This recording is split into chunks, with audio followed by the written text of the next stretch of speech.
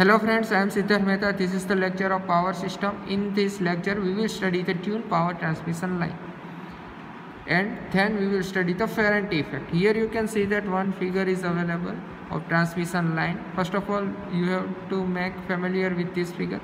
Here, this section represents the transmission line. Transmission at this end, transmission line is connected with generating side. That's why this is known as sending end. At sending end, Vs represented by sending end voltage, Is represented by sending end current. Similarly, on another side of transmission line, load will connected. That's why this end is known as receiving end. The quantities available at here are Vr and Ir. Vr represent the receiving end voltage, Ir represent the receiving end current. And this section represent the particularly transmission line. Okay. So this is the VSIS sending end voltage, sending end current. This represents the VRIR receiving end voltage, receiving end current, and transmission line is available between the sending end and receiving end. Now we will study the condition or tuned power transmission line. So if in transmission line sending end voltage will become as the receiving end voltage, it means that the magnitude of sending end voltage is same as receiving end voltage, and the magnitude of sending end current will become same as magnitude of receiving end current, then that transmission lines are known as tuned power transmission lines. Understand or not? For tuned power transmission line, two conditions are given. First condition is sending end voltage magnitude must be same as receiving end voltage magnitude. It means that here this is the sending end, this is the receiving end, so both will same in magnitude. એટલે Vs અને Vr બે મેગ્નિટ્યુડમાં same હોવા જોઈએ. Second condition is sending end current must be equal to the receiving end current. Okay, here I represent the mode represent the magnitude. Okay, so magnitude of sending end current must be same as magnitude of receiving end current. If your transmission line satisfying these two conditions, then it is known as tuned power transmission lines. Okay, very much simple. Now in this figure you can see that Vs become Vr, and if Is become Ir, then this transmission line is known as tuned power transmission line. In other words, we can also say that there is no power loss in transmission line. Transmission line માં જો sending end voltage ને receiving end voltage same હોય, sending end current ને receiving end current same હોય, તો એવું આપણે કહી શકીએ કે તમારી ટ્રાન્સમિશન લાઇન છે એમાં લોસ કેટલો થાય છે? 0. એટલે કે અહીંયા વચ્ચે ક્યાંય લોસ થતો જ નથી, બરોબર. જ્યારે એક્ચ્યુઅલ ટ્રાન્સમિશન લાઇન હોય એમાં કંડક્ટર હોય એટલે કંડક્ટરમાં થોડોક તો I² લોસ થવાના જ છે, બરોબર. એટલા માટે ક્યારેય આ બે સેમ ન હોય. એટલે પ્રેક્ટિકલ લાઈફમાં ટ્યુન પાવર ટ્રાન્સમિશન લાઇન એટલે આપણે બધી જગ્યાએ ઇનપુટ ન કરી શકીએ આ concept. Okay, so this is the condition for tuned power transmission line, and second thing, from this condition we can say that there is no voltage drop or current drop between the sending end or receiving end of transmission line. Okay, such transmission line known as tuned power transmission lines. This is the basic concept of tuned power transmission line. Now we are trying to achieve this tuned power transmission line from the long transmission line equation. એટલે હવે આપણે tuned power transmission line આ condition achieve કરવી હોય તો આપણે શું કરી શકીએ, બરાબર? એ સ્ટડી કરીએ. Now we already studied in previous lecture the equation of long transmission line. Here you can see that this is the equation of sending end voltage, this is the equation of sending end current for long transmission line. Okay, this is the equation 1 and equation 2. We already studied and derived this Vs and Is equation in previous lecture for long transmission line, and this equation is same as that equation. Now we have to achieve the condition of tuned power transmission line. First of all, we will achieve the first condition, Vs equal to Vr. પહેલા આપણે આ condition achieve કરવી છે. આપણી પાસે transmission line નું equation છે. Okay, first equation is in form of voltage, so to make first condition we will use the equation number 1. Okay, to make Vs equal to Vr, you have to make cos hyperbolic gamma L equal to 1 and sin hyperbolic gamma L equal to 0. Understand or not? your condition is Vs equal to Vr. Okay, so you have to make something or some change, so that's why your equation will become Vs equal to Vr. To make Vs equal to Vr, you have to put this as a 1. આ બંને same કરવું હોય, બરાબર. આનો answer તમારો Vs equal to VR આવવો છે, તો પહેલાં શું કરવું પડે, તો કે આ કોસ હાઇપરબોલિક ગામા એલ છે, બરાબર. આની વેલ્યુ કેટલી આવવી જોઈએ? 1 આવવી જોઈએ. આની વેલ્યુ 1 આવે ને બીજું આ ટર્મ નથી જોતું Vs ઇક્વલ ટુ વીઆર કરવા માટે, બરાબર. આ આખું ટર્મ શું થઈ જવું જોઈએ? 0 થઈ જવું જોઈએ. તો ZC અને IR એટલે રિસીવિંગ એન્ડ કરંટ અને ZC આ ઇમ્પિડન્સ છે, આ પેરામીટર 0 ન કરી શકીએ તો શું 0 થઈ જવું જોઈએ? સાઇન હાઇપરબોલિક ગામા એલની વેલ્યુ 0 થઈ જાય તો આપોઆપ આની સાથે મલ્ટીપ્લાય થશે એટલે આખું ટર્મ 0 થઈ જશે. Okay, so to make Vs equal to VR, first of all we have to make cos hyperbolic gamma L equal to 1. આખાની વેલ્યુ શું રાખવી પડે? 1 ઇનપુટ કરવી પડે. ઓકે, આની વેલ્યુ 1 ઇનપુટ કરવા શું ચેન્જ કરવો પડે એ આપણે સ્ટડી કરીએ. ઓકે, મેં જેમ કીધું એમ જ સેમ આ પ્લેસ કર્યું છે in equation 1. Two make Vs equal to VR, two make Vs equal to VR, V have to make cos hyperbolic gamma L as a 1 and sin hyperbolic gamma L equal to 0. First of all, we are try to make cos hyperbolic gamma L equal to 1. You know that cos hyperbolic gamma L equal to 1, so gamma L must be 0. Why? Because you know that cos 0 equal to 1. એટલે આપણે આ 1 કરવું છે તો આ જે value છે gamma L એની value કેટલી હોવી જોઈએ? 0 હોવી જોઈએ.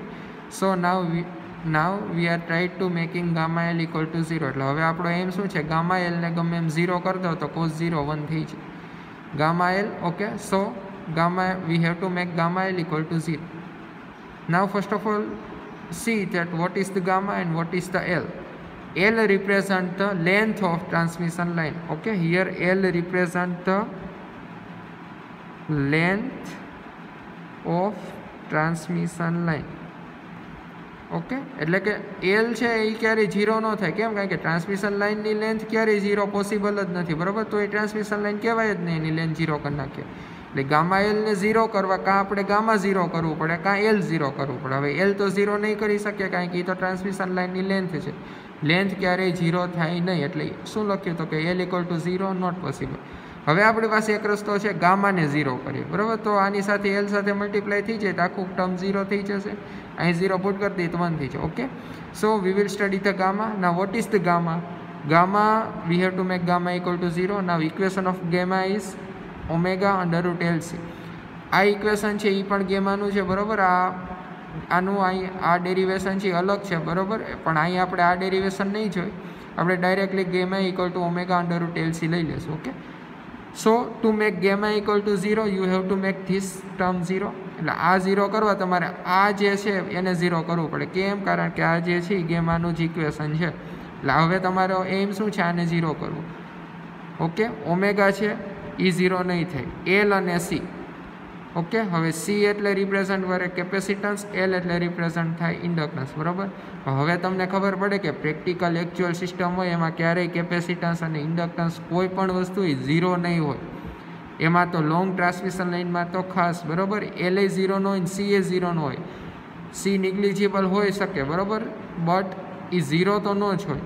એટલા માટે આ બંનેમાંથી એક પણ વસ્તુ 0 લેવી પોસિબલ નથી. Okay, so we can not make gamma also 0. એટલે કે આ કન્ડિશન ન થાય. ગામા 0 ન થઈ શકે ને એલ એ 0 ન થઈ શકે, બરાબર. કે એકચ્યુઅલ કન્ડિશનમાં ક્યારેય L K C particularly pure 0 ન હોય. થોડાક તો એલ અને સી હોય જ, બરાબર, પ્રેક્ટિકલમાં. એટલે આ વસ્તુ પોસિબલ નથી. એટલે આ પોસિબલ છે નહીં. એટલા માટે tune power transmission line achieve કરવી બહુ હાર્ડ વસ્તુ છે. ઓકે, હજી આપણી પાસે બીજી કન્ડિશન છે, કોસ 0 1 થાય. હવે અહીંયા તમે એક વસ્તુ જો તો Vs ઇક્વલ ટુ વીઆર છે પણ મોડ છે. એનો મિનિંગ એવો થાય કે આ બંનેનું મેગ્નિટ્યુડ સેમ હોવું છે, બરાબર. હવે આપણે અહીંયા કન્ડિશન સ્ટડી કરી હતી કે આને 0 કરી દઈ, બરાબર. તો આ શું થઈ જતું હતું? 1. એટલે Vs ઇક્વલ ટુ વીઆર થઈ જાય. અને અહીંયા સાઇન 0 મૂકી દે એટલે આ 0 થઈ ગયો. એટલે આ ટર્મ આખું નીકળી ગયું. કોસ 0 કરો તો 1 થાય. બટ અહીંયા 0 કરવું પોસિબલ નથી. એ શું કામ પોસિબલ નથી એ આપણે અહીં સ્ટડી કર્યું. હવે આપણી પાસે બીજો એમ છે, અહીંયા આપણે 1 નહીં -1 કરીએ. શું પ્લેસ કરશું? -1. -1 કેમ? તો -1 પ્લેસ કરો તો શું થાય? Vs equal to -VR. But એનો મોડ લેશો તો -VR મોડ +VR જ થાય, અને આપણે અહીંયા મોડ જ સેમ કરવાના છે. એટલે આપણી પાસે બીજી કન્ડિશન શું છે તો કે VS = VR માં અહીંયા 1 તો પોસિબલ નથી, તો -1 એચીવ કરીએ. -1 ક્યારે આવે તો કે 1 આવે cos 0 એ 1 આવે, તો cos -1 આવે. cos -1 ક્યારે આવશે તો કે cos 180 ડિગ્રી કરો એટલે -1 થાય. તો હવે આપણે અહીંયા 1 કરવાની ટ્રાય કરી, 1 પોસિબલ નથી, તો હવે શું ટ્રાય કરીએ, -1 કરવાની. બરાબર, કેમ? કારણ કે અહીંયા VS = -VR થશે, બટ આનું મેગ્નિટ્યુડ લ્યો એટલે એ બે સેમ જ થાય. So now we are trying to make cos 180 = -1. So now we will make gamma L = 180. હવે જો 180 છે એટલે હવે આપણે ગામા L ને શું રિપ્રેઝન્ટ કરશું, 180. 0 પોસિબલ નથી, એટલે હવે આપણે cos ગામા L માં ગામા L ને 180 રિપ્રેઝન્ટ કરવાની ટ્રાય કરીએ. Okay, now we are trying to make cos gamma L hyperbolic gamma L = -1, and to make this term -1 we have to put gamma L = 180 degree. Now put the value of gamma. Gamma is represented as omega √LC. This represents the bracket. Okay, this is not a C, this is the bracket. So gamma, instead of gamma we are putting omega into √LC. This is the same length of transmission line equal to 180 degree. Now to apply this equation in actual power transmission line, the typical value of gamma is 0.06. Typical value of gamma is 0.06. એટલે કે આપણે જ્યારે practical transmission લાઇનમાં જોઈએ તો ગેમાની near about value 0.06 હોય. એટલે આપણે હવે સેકન્ડ ઓપોઝિટ ડેરિવેશન કરીએ છીએ. લેટ સે ગેમા 0.06 પુટ કરી દઈએ. એલ છે એને વેરિયેબલ રાખીએ અને અહીંયા 180 ડિગ્રી રાખીએ, કારણ કે આપણે 180 ડિગ્રી અચીવ કરવું છે. તો અહીંયા એલની તમે કઈ વેલ્યુ મૂકો જેથી તમારો આન્સર શું આવે, 180 ડિગ્રી. એટલે આપણને આ ઇક્વેશનમાંથી લેન્થ મળે. Okay, to make gamma L = 180 degree we have typical value of gamma is 0.06. okay, so we can find L. So for this value of length we will get gamma L = 180 degree. So L = 3000 km. એટલે કે L ની value જો આમાં 3000 લખીએ 3000 kilometre, તો એનું આને multiplication થાય તો આપણો આન્સર શું આવે, 180 ડિગ્રી. એટલે ટ્યુન પાવર ટ્રાન્સમિશન લાઇન કરવા આપણે લેન્થ કેટલી લેવી પડે, 3000 કિમી. જો ગેમાને મોડિફાઈ ન કરવો હોય તો પ્રેક્ટિકલી 0.06 ની નિયર હોય, એને શું કહેવાય, એની ટિપિકલ વેલ્યુ. બરાબર, બટ એલને તમે 3000 કિમી ન લઈ શકો. કેમ? Because on that length the factor of stability will affect. એટલે કે ટ્રાન્સમિશન લાઇન હોય એની સ્ટેબિલિટી ઉપર એ ફેક્ટર અફેક્ટ કરે. એટલે યુ કેન નોટ ટેક 3000 કિમી length of transmission line, because you can understand that this is the too much long length of transmission line. In actual system we cannot take the length of transmission line more than the 1000 km, and this is the 3000 km, so it is the too much long transmission line. એટલે આ possible છે નહીં. Okay, so we will take another assumption. હવે જો આ એઝપ્શનમાં આપણે gamma fix લઈ લીધું હતું, એલ નક્કી કર્યું, બરાબર, બટ એલની વેલ્યુ બહુ હાઈ મળે છે, એટલે હવે આ પોસિબલ છે નહીં. તો હવે આપણે કોને મોડિફાઈ કરીએ તો કે ગેમાને મોડિફાઈ કરીએ. બરાબર, okay. To modify the gamma, omega = √LC. This is the equation. Okay, now you have to increase L or C. Why? Here you can see that અહીંયા 0.06 છે, અહીંયા 3000 સાથે મલ્ટીપ્લાય કરો 3000 સાથે 0.06, તો તમારો આન્સર 180 આવે. હવે આપણે કીધું કે ટ્રાન્સમિશન લાઇનની લેન્થ તમે 3000 ન રાખી શકો. કેટલી રાખી શકો? મેક્સિમમ 1000. એટલે હવે તમારો એમ આ છે કે આને રિડ્યુસ કરવું, ટ્રાન્સમિશન લાઇનની લેન્થ રિડ્યુસ કરવી, કારણ કે આટલી બધી લોંગ ન રાખી શકો.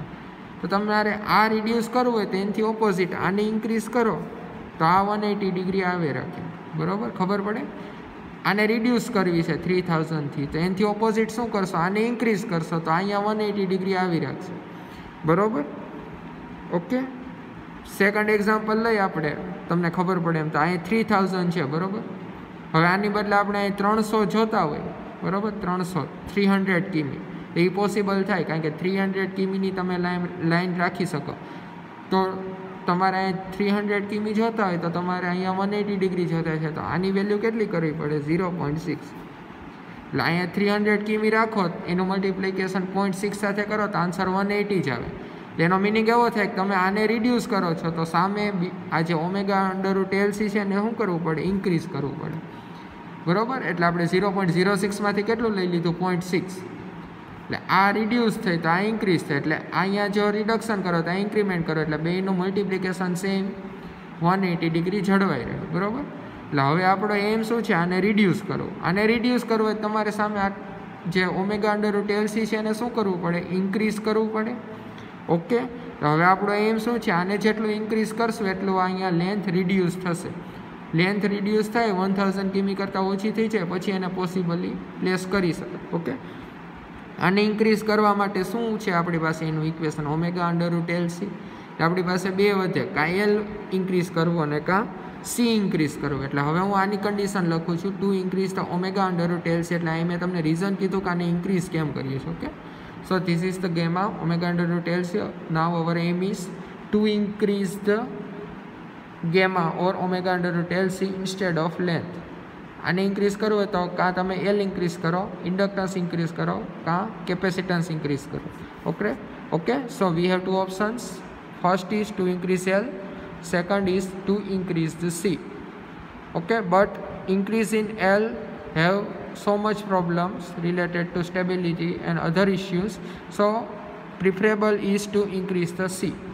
Okay, એટલે L કરતાં C આપણે ઇન્ક્રીઝ કરશું, કારણ કે L ઇન્ક્રીઝ કરશો તો એના બીજા ઘણા ડિસએડવાન્ટેજીસ છે. ઓકે, એટલે હવે આપણો એમ શું થઈ ગયો? C ને ઇન્ક્રીઝ કરવો. Okay, C means shunt capacitance, and how we will increase the shunt capacitance? By putting the shunt capacitance at different sections. એટલે આપણી પાસે ટ્રાન્સમિશન લાઇન હોય, ઓકે, એમાં અલગ અલગ સેક્શને આપણે શન્ટ કેપેસિટન્સને પ્લેસ કરશું, બરાબર. આ શું થઈ ગયું? તો કે આ શન્ટ કેપેસિટન્સ તમે અલગ અલગ સેક્શને પ્લેસ કરશો એટલે તમારો શન્ટ કેપેસિટન્સ ઓટોમેટિકલી ટ્રાન્સમિશન લાઇનનું ઇન્ક્રીઝ થશે. ટ્રાન્સમિશન લાઇનનું શન્ટ કેપેસિટન્સ ઇન્ક્રીઝ થાય એટલે આનું મલ્ટિપ્લિકેશન ઇન્ક્રીઝ થાય. એલ ફિક્સ છે, સી વધે છે, એટલે ગેમા શું થશે? ઇન્ક્રીઝ થશે. આ સિમ્પલી આ ટર્મ ઇન્ક્રીઝ થશે, બરાબર. આ હમણાં કીધું એમ 0.06થી 0.6 સુધી. તો આ તમે કેવું કરશો? તો કે આ શું થશે? ડિક્રીઝ થશે, અને તમારું multiplication 180 degree as it is રહેશે. Okay, so this is the brief discussion about the effect that is known as effect or condition for tuned power transmission line. બરાબર. એટલે આ આપણે જે સ્ટડી કર્યું એ શું હતું? તો કે condition for tune power transmission line. એટલે જ આપણે તમને ઘણી વખત ખબર હોય, બરાબર, તો ટ્રાન્સમિશન લાઇનમાં શન્ટ કેપેસિટન્સ પુટ કરવામાં આવે. એક પોઈન્ટ ઓફ વ્યૂ આ છે અને સેકન્ડ પોઈન્ટ ઓફ વ્યૂ છે two increase the power factor. Okay, so this is the tune power transmission line brief discussion. Now we will study the another effect that is known as Faraday. So now we are taking as a 0.5. Okay, this is just for example. So VR equal to Vs by 0.5. Here we are putting the cos hyperbolic gamma L 0.5. Okay, this is just for example because the value of cos hyperbolic gamma L is greater than 0 and less than 1. Ideally equal to 1, but it is not possible. So I am putting one example. 0.5 is less than 1 and greater than 0. So if I am putting 0.5, then I will get 2 Vs. Okay, so here we can prove that VR equal to 2 Vs. So we can say that VR is greater than Vs, and for 0.5 it is double than the sending end voltage. Okay, so this is also one type of problem that your receiving end voltage become 2 times than sending end voltage. Okay, this may create other different types of problems in system. So this is known as Faraday effect. Okay, this is the Faraday effect. This is one type of proof of Faraday effect. Okay, and you have to keep in mind that Faraday effect always generate in no load or light load condition. Okay, now the method to reduce the Faraday effect. cos hyperbolic gamma L equal to 1. Okay, આપણે અહીંયા ઉપર જોયું hyperbolic gamma L 1 હતું ત્યારે ફેરેન્ટી effect નહોતી, less than 1 થતું હતું એટલે ફેરેન્ટી ઇફેક્ટ પિક્ચરમાં આવતી હતી. તો આપણો એમ શું હોવો જોઈએ? તો કે આ કોસ હાઇપરબોલિક ગેમા L ને 1 મેક કરવાનું. Okay, so cos hyperbolic equal to near about equal to 1. જો આને 1 કરવું હોય તો ગેમા L ને શું પ્લેસ કરવું પડે? 0. ઓકે, બે પાછું કન્ડિશન કે આ 0 કરો, આ 0 કરો, this represent the length of line, so it is not possible to make 0, so make gamma equal to 0. હવે આને 0 પ્લેસ કરવું હોય એનો મિનિંગ એવો થાય કે તમારે ગેમા રિડ્યુસ કરવું પડે. Okay, this represent the series inductance, this represent the shunt capacitance. Okay, આને રિડ્યુસ કરવું હોય તો આપણે શું યુઝ કરી શકીએ તો કે by using the series capacitor. એટલે આપણો એમ થઈ ગયો એલ રિડ્યુસ કરવું, સી રિડ્યુસ થઈ ગયો એટલે ગેમા રિડ્યુસ થાય. ગેમા રિડ્યુસ થાય એટલે આ રિડ્યુસ થશે એટલે કે નિયર અબાઉટ 0 થશે અને આ 1 ની નજીક જશે. ઓકે, આ રિડ્યુસ કરવા આ છે series inductance. Series inductance reduce કરવા સિરીઝ કેપેસિટરનો યુઝ થાય. This represent the shunt capacitance. તો શન્ટ કેપેસિટન્સનો યુઝ કરવા we have to use shunt reactors. Okay, this is the method to reduce the Ferranti effect.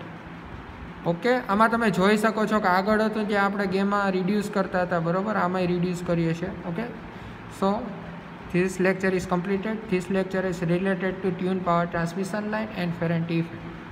Okay, thank you.